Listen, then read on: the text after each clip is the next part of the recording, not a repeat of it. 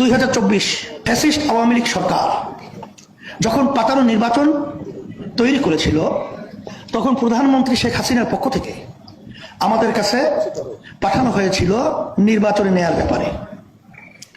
সেখানে প্রধানমন্ত্রীর পক্ষ থেকে যখন আমাকে নিয়ে বসবে, তখন আমি শর্ত লাগিয়েছিলাম যে তাদের নির্ধারিত প্রস্তাবিত জায়গায় আমি বসবো না, আমরা যেখানে বলবো সেখানে তাদের বসতে হবে। আমাদের প্রস্তাব মেনে তারা বসছিল। বসার পরে আমি দেখতেছিলাম যে তার কপালে নামাজের দাগ দেখা যায়। তা আমি প্রশ্ন করলাম যে আপনার কপালে তো নামাজের দাগ দেখছি, তাহলে তো মনে হয় আপনি নামাজ পড়েন। তখন সে বলতেছিল, হুজুর আমি 7 বছর বয়স থেকে আমি নামাজ পড়ি। কিভাবে? বলে, হুজুর আমি যদি নামাজ না পড়তাম, আমার মা আমার জন্য ঘরে ভাত পাক করতো না। আমার মাকে আমাকে নামাজি বানাবার জন্য চেষ্টা করেছে, সেই থেকে যে আমি নামাজ পড়ি, নামাজ ছাড়ি না। তখন আমি বলতেছিলাম, তাহলে তো আপনার সঙ্গে কথা বলতে ভাই ভাই হিসেবে আমার সাহস বেড়েছে। তখন আমি বলতেছিলাম যে আপনারা এই পাতানো নির্বাচনে প্রধানমন্ত্রীর পক্ষ থেকে আসছেন, আমাদেরকে সেখানে ঢুকাবেন, সিট দিবেন এবং এমপি বানাবেন, অনেক কিছু আমাদেরকে অফার দিয়েছেন।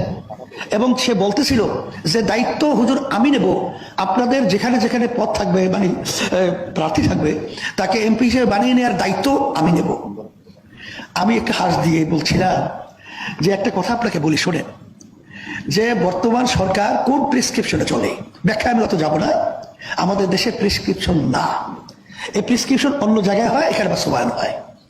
আপনি পরিষ্কার জেনে রাখেন, ইসলামী আন্দোলন বাংলাদেশ প্রতিষ্ঠিত হয়েছে 1927 সাল।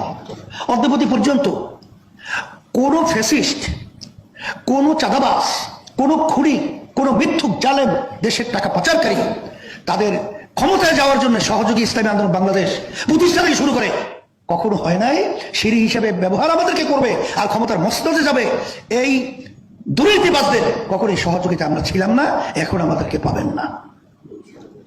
এক পর্যায়ে বলতেছিলাম, যদি আমাদেরকে সরকার চাপ প্রয়োগের মাধ্যমে এর ভিতরে ঢুকিয়ে ফেলে, তাইলে এই দেশের পক্ষে, মানবতার পক্ষে, দেশের কল্যাণের পক্ষে কে কথা বলবে, কারা বলবে, সেরকম একটা আপনি দল বের করে দেন। তখন এক পর্যায়ে সে প্রশ্নের উত্তর না দিতে পেরে তখন বলছে, হুজুর আপনাদের অবস্থান আমরা বুঝেছি, প্রধানমন্ত্রীকে এভাবেই বলবো। আলহামদুলিল্লাহ এরপর থেকে খুব একটা ডিস্টার্ব করে নেই। আমার আব্বা রহমতুল্লাহি আলাইহি বলতেন, শিক্ষা জাতির মেরুদণ্ড, কিন্তু সব শিক্ষাই কিন্তু জাতির মেরুদণ্ড হতে পারে না।